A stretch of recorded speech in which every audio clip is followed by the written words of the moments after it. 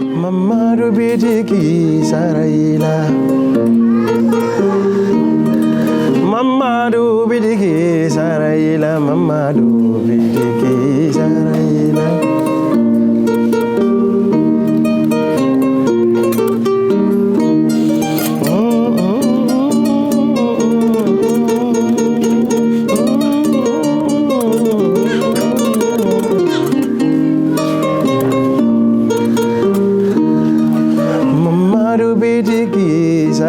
Mamadu Bidiki Saraila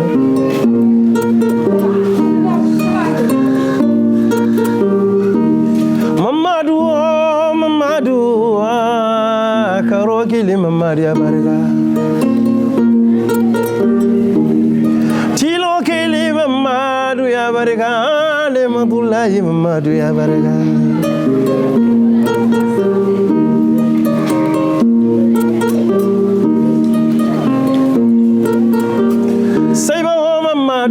Abarika, Kuresini Hazimi Abarika.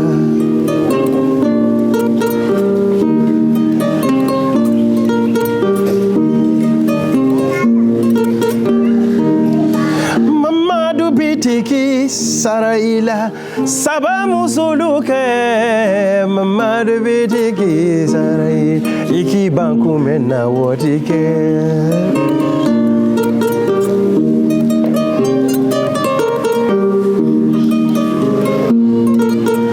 Saraila sama musuluke Mamadu Bitiki Saraila iki banku mena wotike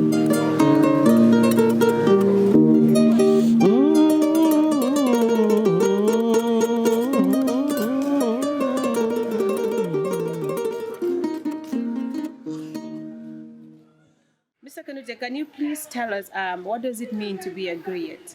It is a very important thing to be a griot and an honor for me to be a griot for the fact that both my parents were very outstanding griots in the country here, and they have done a lot in the tradition and cultural area of the country's development. What is the importance of being a griot, and what is actually the work of griot? Being a griot is very important in our society. Going back into the ancient empire of Mande, most people call it the Mali Empire. If you know the role the griots play in that empire and how it was built, the griots were not left behind. They played a very important role in the establishment of the empire. For instance, the first griot in the empire was Nyankumandua, and Nyankumandua was later renamed by Sumanguru Kante as Balafasigi Kuyate. So he was the ancestor of the Kuyate family, Balafasigi Kuyate. So Balafasigi was somebody who was doing a lot of important things in the empire by creating peaceful relationship between people, trying to negotiate for kings, because there was a point when Nyankumandua, that is Balafasigi Kuyate, was being sent to Sumanguru Kante by Dankarantuma. And Dankarantuma was the king of Nyani by then, Sumanguru Sunjata Keita's brother. Yeah. He was the king. He sent Nyankumandua, that is Balafasigi Kuyate, to go and negotiate with Sumanguru Kante for an alliance. Between the two kingdoms? Yes, between the two kingdoms to fight his half-brother Sunjata Keita. So you see how important the griots were. Where do griots normally perform? It all started during the time of Sunjata Keita. When Sunjata Keita's father passed away, Farahoro Mahan Konate,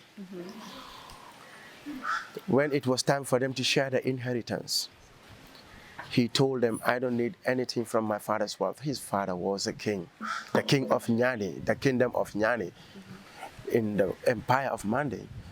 He said he doesn't want anything from his father's wealth. He said, so what do you want? He said, well, I want my father's griots. He said, oh, really? They were like, well, Mahan Sunjata, a poor man cannot handle griots. He said, well, I will handle them. He was poor too. Even though the father was the king, he was poor. It's a long story that I cannot bring on board right now. Yes, so he took the griots and supported them. Whenever they come and perform at his house, he does something for them. There was a time they came, he has to go and get some honey for them from the bush. They came again, he went and hunted and killed an animal and gave them the meat. Those kind of things. But the griots were content with him. So when there is a feast, instead of the griots going to the king's house, his half-brother, Dankarantuma, they go to his house. And then the whole community will come to his house because of the performance by the griots. So it was a lot of ambience. So in ceremonies, they would perform. Okay. In feasts and festivals, they would perform. Up to date, when there is christening or naming ceremony, they perform. If it is a circumcision program, they perform. If it is wedding, they perform. So these are the main events that griots usually perform. But then in modern times, they get hired to perform in wedding receptions with a band and so, which is not just traditional, but with a fusion of Western instruments and so. Yeah. You talked about griots performing in different ceremonies within the Gambia. So how they were very important then during the Manding Empire or the Mali Empire. Yes. But now, how important are the griots within the Gambian society in general? The importance has reduced so well because of the fact that some of us are not practicing as our forefathers used to. What most of us are now busy doing is how to earn money. Doing records, performing to get paid, but to keep the tradition and to be the peacemaker in society, the negotiator, or to be interpreters in ceremonies has gone a little bit low, very low. Yes. So the actual role of a griot it's been definitely going so low. Because most griots think being a griot is all about performance. And keeping oral tradition too is fading away. It's fading away. Our elders who all have the traditional, the history of oral traditions and so everything, most of them are going and they are not leaving any records behind. My father has tried and narrated the Sunjata epic with Penguin Classics in the UK. And they published the book Sunjata alongside his father-in-law Bamba Suso. The book is a Timbuktu, but it has been sold worldwide too. Some griots are trying to be doing books on oral tradition, but then a lot is being missing too because most griots went with a lot of knowledge without passing down to their younger generation. How many young people do you think are learning and taking over the role of griots from the elders, and why do you think many are not? There is quite a few who are really doing tremendously well. They are young ones in the Gambia from the various griot families. But then not everyone is practicing. You understand? Like in my family here, myself and Jalimadi, we are doing our best to make sure we keep the tradition. And then I'm also encouraging the younger ones, my son and my daughters, to also practice. The balafon has been passed from generation to generation. Presently, I am the only one playing it in the whole clan. Wow. Because my father has brothers and sisters, but none of their offspring play the balafon. It's only in this house that it is maintained. So it is my duty to make sure that this balafon, I pass it on to another person. It doesn't have to die. And I'm doing my best to also have a school where I would be teaching I'll be teaching a lot of young griots because this has to continue. Exactly. Yes. So in some families, because of Western education, some young griots become bankers, managers, even lawyers and ministers, but then they didn't have the time. How do you become a griot? Are you born in a griot family, or do you intentionally want to become a griot at some point and you learn the music? I am born a griot. My mother is called Mamandin Kuyate. That's a typical griot surname. And my late father, the legend Alhaji Jalibana Kanuteh, is a popular figure in this country. So you were born in. So I was born a griot. I didn't choose to become a griot. Okay, that's good. But actually, I would say I choose to become a griot because I could have born from a griot family and decided not to become a griot. So I am a born griot and choose to become a griot. Does it happen that someone born in a griot family don't want to follow the tradition? Like, do you have the privilege of not following the footsteps of your family if you are born a griot? Yes, in recent times, so many people are born from griot families and they are not practicing as griots. They don't want to be griots. It's modern time because the griot is not in the hierarchy. I mean, the high position of the traditional African society. You have the nobles, you have the royal, the nobles, and then you have the, how to call it, the caste. That is where you have the griots, the leather workers, the smiths. You understand? So some people choose not to show themselves from coming coming from an inferior clan. But then they don't know how important this clan was back in the empire. They thought they are just griots are just entertainers and beggars. I mean, sorry, but they are not beggars or entertainers. Just on the entertainers. They played very important roles in the empire, and still, some griots are playing very important roles in our society, keeping records of our traditions and our cultures and history through oral tradition. Some people don't know their roots today because there is no griot to tell them their roots.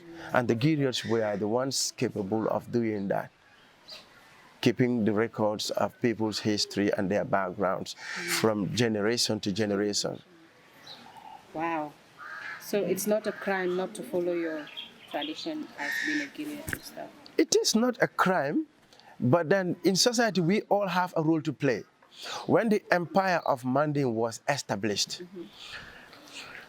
they had a big conference at where they call Kurukamfuga. That is where they gave every clan in the kingdom what are their positions. So griots, smiths, leather workers were all given their positions, that you are the ones who will be the custodians of our tradition and culture, who will be peacemakers in society. When two families have issues, a griot will be the one to run from one house to the other to make sure it has been solved amicably. So the kings gave, the king Sunjata Keita gave that position, and the people of Manding respected their position. So it's not an inferior position at all. Is there any difference between a female and a male griot? There is no difference. It only depends on the part each of them plays. Male griots do more of the performance, like the male griots are more into playing the instruments, the traditional instruments, and the keeping of the oral tradition. History. Yeah. And as well as singing and so. And like I was just mentioning, to be, peacemakers between people in society, and so, or being messengers for the kings or for the court of the king. Those were mostly done by the men the male griots. The female griots are more into the singing, Okay. the singing part of it. They were not playing instruments. They were not playing instruments as much as the men, because it wasn't seen as a female domain. So the only instrument the female griots used to play in Manding was called the karinya. Oh. Yeah, it's an iron, it's a metal hit by struck by a sharp iron. Like as they sing, they hit it. It's called karinya. Okay. That's the only instrument female griots play by then. But recently, women are learning to play instruments, traditional instruments. Yeah. There is an outstanding female musician called Sona Chabate. She plays the choral well. She's the best female choral player you can come across. Yeah, so tradition is changing.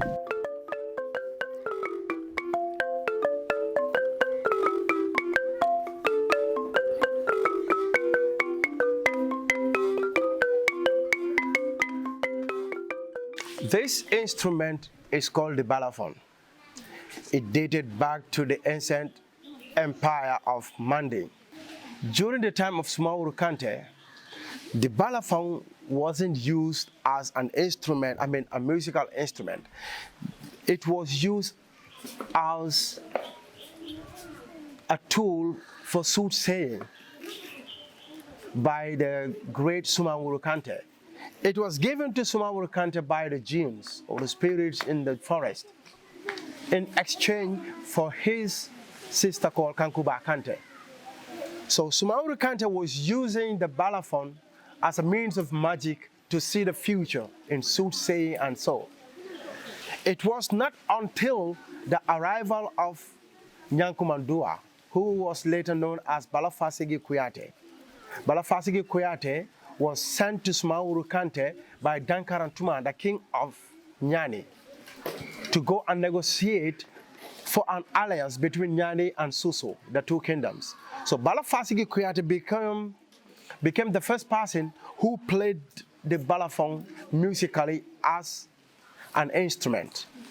So the balafon presently it has nothing to do with any connection of spiritual or mystical works. It is used musically by griots from the Gambia, Mali, Senegal, Guinea-Bissau, Guinea-Conakry, Ivory Coast. They all play the balafon. You have it in other countries like Sierra Leone and Cameroon and so.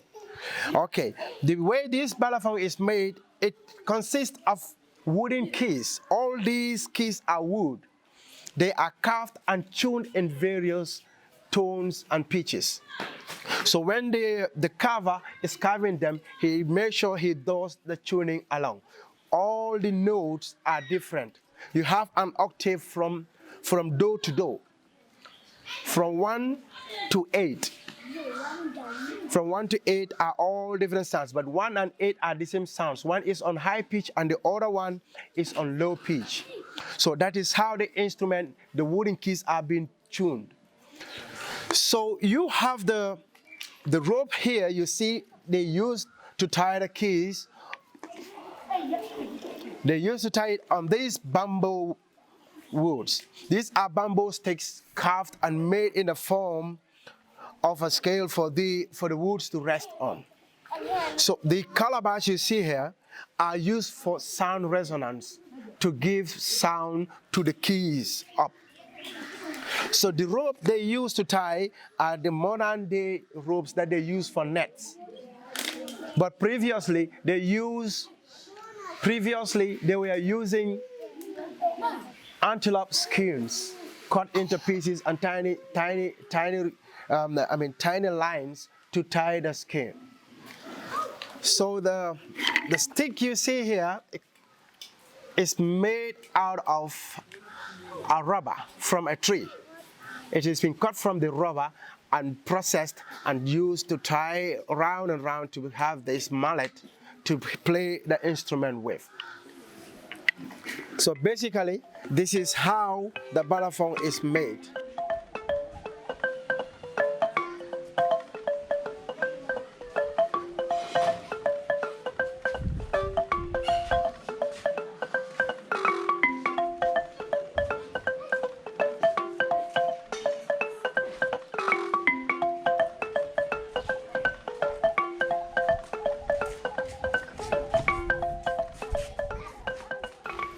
Your father was playing balafon and Yes. kora. So how and when did you learn how to play these instruments? Yes, he also plays the halam, the wall of halam, Ah. and he will sing in wolof and play in wolof. He plays the balafon too, and he sings in Fula. So your father was very diverse. Yes, he was a complete showman. That's true. So how did you come to learn the instruments? Do you learn it from him or? I would say he was the key supporter and encourages me to play the instrument. But I can tell you that he has not at once given me a physical lesson. Oh, so you learn by watching him play. I learned by myself. When we were small, this house used to be full of people, his friends and some other family members. And some of them who were so concerned about his legacy, have been questioning him. They were telling him, Mr. Kanuteh, you are old now, and none of your kids are performing. None of them are practicing. They are all small because we are all small. Only my sisters were bigger ones, and none of them were singing by then. Okay. So he was like, well, Sheriffo will play the instrument.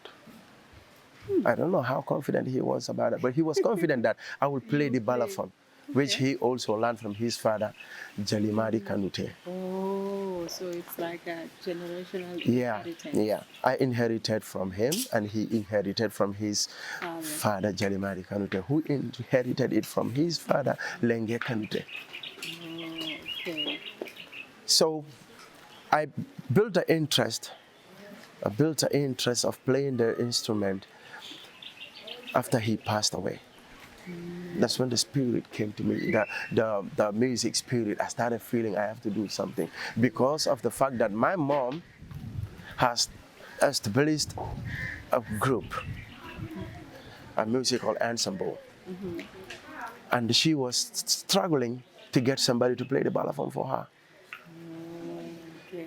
So I had to step in and start And start practicing. I used to be too shy to be seen playing the balafon. Like I said, we are modern griots. So I said, no, come on, I don't want my friends to see me with this instrument. Or I don't want girls to see me playing this instrument. So I used to struggle a lot with that because that self-low esteem. You know, but then my brother Sheriffo Kanuteh has been somebody who has supported me and encouraged me a lot. At points, there was a time when I have to go and perform with my mom at ceremonies. He will be lending me his cap to put it down here so that people will not recognize me. And if we are walking on the street, I won't carry the balafon, he will carry it for me. So, but as time goes on, I built the confidence. I was like, what? This is who I am. True. You understand? This is who I am. So why am I being not too comfortable with what I'm doing? So this is how I built the confidence and the interest. Started playing my father's tapes, old tapes, listening to them, rehearsing on my own, and developing my skill until today. You're a professional. Yes, and for the kora too, I built the interest. I pursue it. I started playing on my own. I don't have a specific master, but there was a neighbor I had here. He's late now, Wie Suso. I've been going to see him from time to time at night to give me certain accompaniments on some of the songs that I don't know. He's been also helpful. How did you live your teenage life and how does that affect the kind of man that you are today? So who was Sheriffo Kanuteh when he was a little boy to when he grows older, got married and At the age of 7, my father had a ballet dance group, traditional African dance group in the house here. And he has another group that is traditional ensemble. I was part of the ballet group as a dancer. So at the age of 7, I was dancing. I was being able to understand the signals of the drum and the changes at that age, and was going to the hotels, entertaining tourists, and he was paying me, which I was giving to my mom anyway at the age of 7. So that has helped me a lot as a child I I became so interested in performing arts. I was so excited doing it. And it doesn't affected my school too. Okay. You understand? So when I grew up to become a teenager, that's what I told you when I told you that my mom had a group too when my father passed away. So I had to step in to learn the balafon instrument. And musically, I learned from her when it comes to singing. She is the best female griot singer in the Gambia. Yes. So I helped her to record her first album in the year 2000 called Lanaya, Okay. which featured Jaliba Kuyate on most of the songs, almost all of the songs. So I performed in that album. So that helped me musically to to develop myself to become a musician that I am today. You understand? So from childhood to adulthood, I've been involved In music. in music and performing arts. Aside playing the balafon and the kora and trying to help your children and the society get to understand the importance of griots, what else do you do now? Like, what's your profession? What kind of work do you do now? I am a professional graphic designer. I have my small company called Wakilo Innovations. I do graphic designing and printing with most of the very big institutions in the Gambia. And also, I am an actor. Ah. Yes, I've been featured in so many films. And even yesterday, I was on set taking part in one of the series we're working on. So I'm an actor too. Yes. So those are the two key areas I am also busy in, apart from music. What two virtues or qualities do you identify with, and how do you apply those qualities in your life? I would say the first quality is creativity. Yes, I am blessed to be a creative person.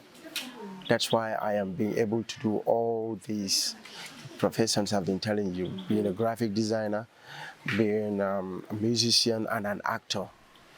Because when I was going to high school too, I was doing painting, fine arts. Okay. So when I finished high school is when I joined DBC with Mr. Usainu Dambele, who supported me to start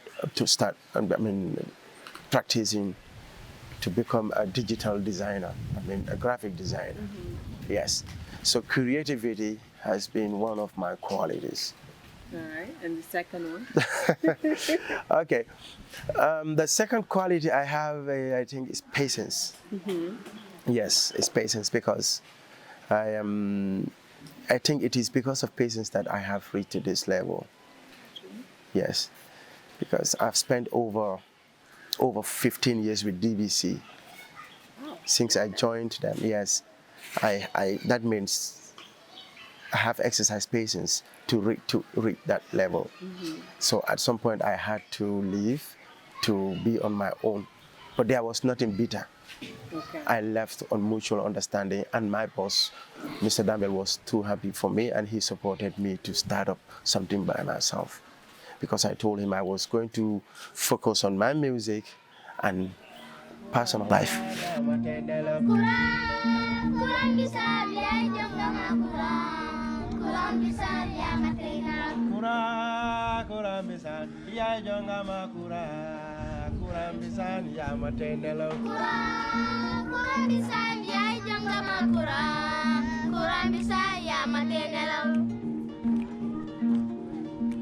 Yande mbaro, yande njai kai wai.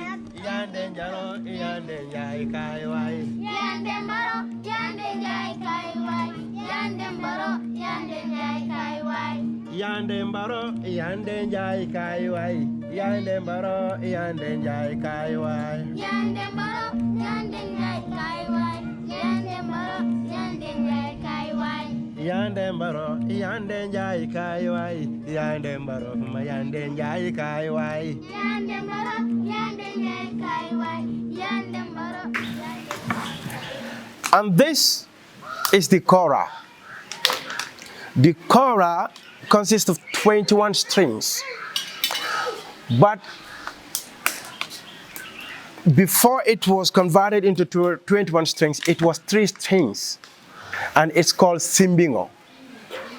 The inventor of the kora is called Korea Musa Suso. He came from Mali. Korea Musa came from Mali with the simbingo. He was being prescribed by marabouts that there is a shrine somewhere in the west side of Africa where you will find your destiny. So Korea Musa moved from Mali and went through Cabo in Guinea-Bissau and found Berakolong. At Berakolong, he realized Berakolong was not the shrine that he was looking for. Then he moved further down to the Gambia until he reaches where the place they call Sanementereng in Brufut. At Sanementereng, that is where Korea Musa was being revealed in a dream by the jinns that he should convert his simbingo into the structure of a kora like this, with 2 handles, a pole and a bridge. So that number of the strings was multiplied 7 times and it became 21 strings. So Korea Musa started constructing the kora in Sanementereng and later went to Busumbala to find a leather worker. This leather here is the skin of a cow that has been processed and covered over a calabash. And this is a calabash, or some people call it a gourd. So this is the calabash, and this hole here is what brings out the sound of the kora. It acts as a sound resonance. So it consists of the wooden pole and a wooden handle, and then a skin covered over a calabash. The strings also, previously, the strings used to be made out of antelope skin, but now they are using fishing lines to use as the skin, which are tied around leather rings. These are leather rings, and these leather rings are the ones that you use to adjust up and down to tune the instrument the way you want it. So this is called the kora.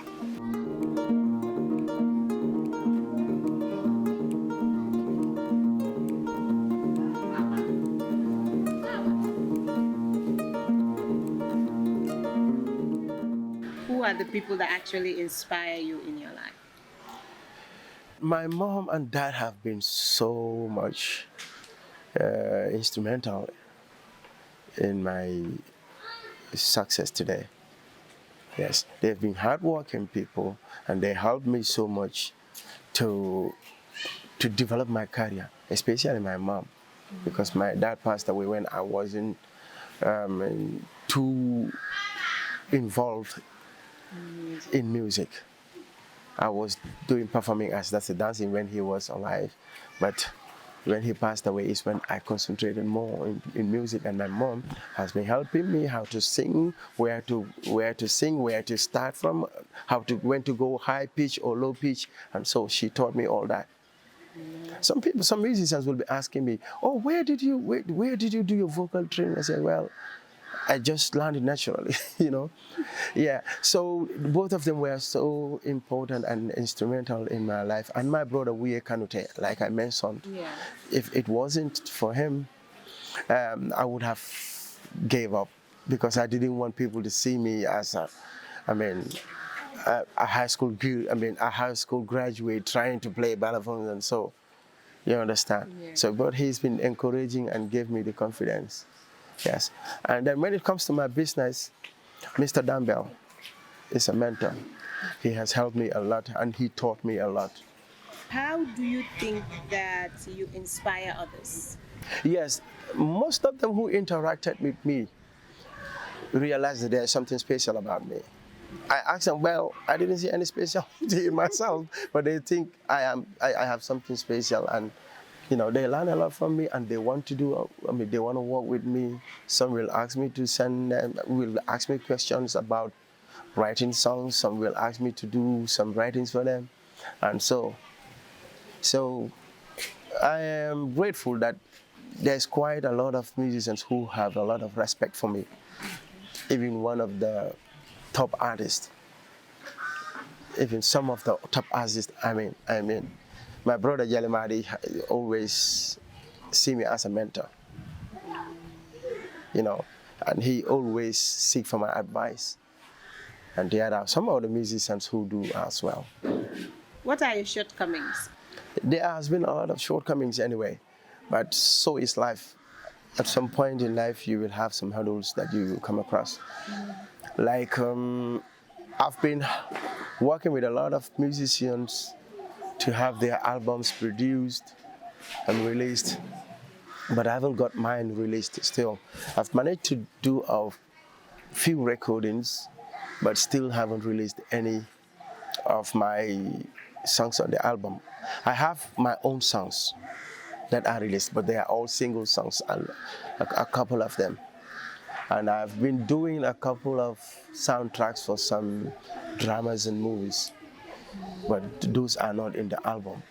So not being able to have the album released is a shortcoming that I had to encounter. So, okay, and then I've been involved with a lot of bands, you know, but then the expectation never comes as I always wished. So there has been a lot of shortcomings in my career, but I'm still moving on. Is there any moment in your life that you wanted to give up on your dream? Being a musician or a graphic designer or a performer? Well, never have I given up, no matter how hard the going was. Okay. I was always confident and optimistic that things will work out for me. So I keep pushing. If I had given up, I would have been in Europe by now, you know, being a hustler out there doing some other things different from my career or my talent that I have, you know what I mean? So I've never given up. There have been moments that I think certain things are not working out well for me. All I do is to take a break. Okay. Like music, I have taken a break in recording my album and so, but I haven't given up or to stop it. And for my career as a graphic designer, yes, there has been hurdles too, but I always keep pushing until up to date. Yeah. What is one thing you regret not doing yet? Yes, I would say the establishment of a foundation for my late father. Okay. My father has done a lot for this country. Traditionally and politically, he has represented this country in festivals, in abroad, and in the country here. He set up one of the best national ensemble, national troupe in the Gambia.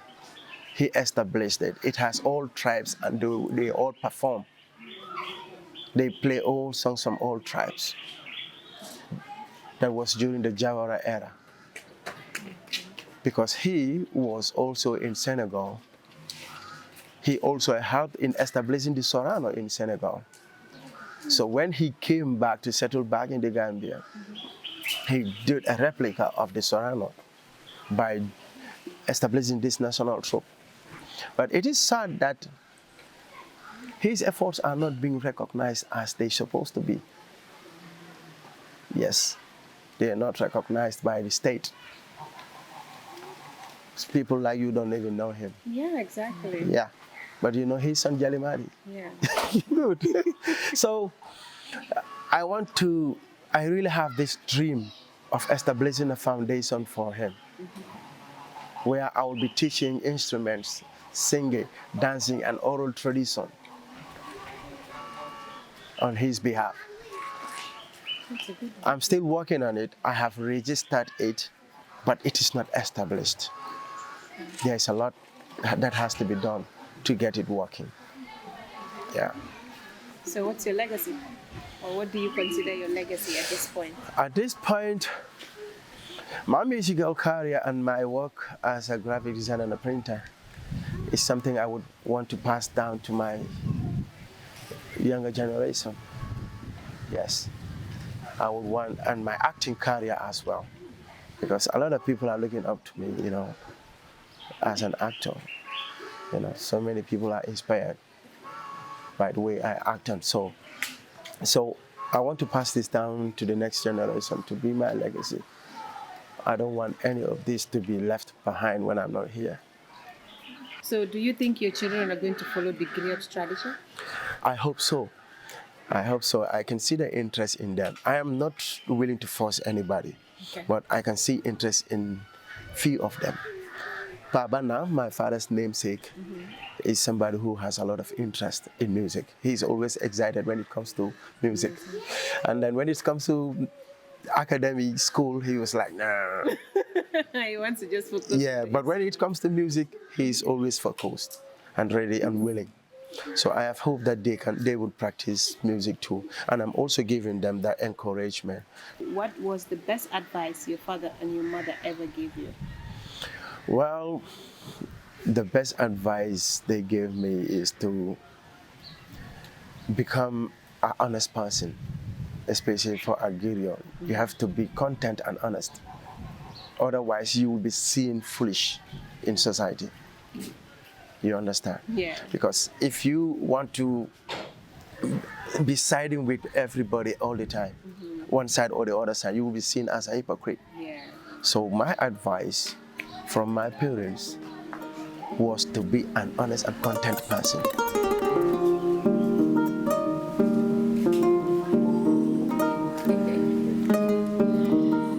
Jula banna baba kodo be jula menfe jula barakama. Jula banna baba kodo be jula menfe jula barakama.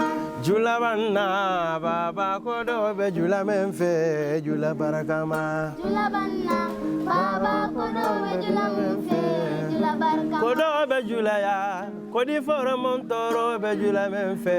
Jula barakama. Sano be jula ya sano foro montoro be jula menfe. Jula barakama. Jula banna baba kodo be jula menfe jula barakama. Jula banna baba kodo be jula menfe jula barakama. Kodo be jula ya kodi foro montoro be jula menfe. Jula barakama. Bitala jula ya le sanu ni kodo be me ya le. Jula barakama. Bitala jula ya le tulo ni mano be jula ya le. Jula barakama. Bitala jula ya le kodi foro montoro be jula menfe. Jula barakama. Bitala jula ya sano ni kodo be menfe jula barakama. Sa foi ko kemedi la jalola sa moy ko jula barakama. Isa foi ko kemedi la jalola isa foi ko jula barakama. Isa foi ko kemedi la jalola sa foi ko jula barakama. Isa foi ko kemedi la jalola isa foi ko jula barakama. Isa foi ko kemedi la jalola sa foi ko. Isa foi ko kemedi la jalola isa foi ko jula barakama. Isa foi ko Isa foi ko kemedi la jalola isa foi ko jula barakama.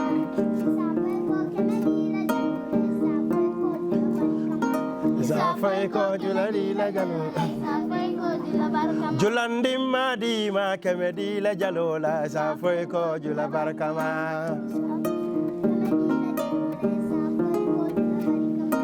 Sa foi ko kemedi la jalola sa foi ko jula barakama.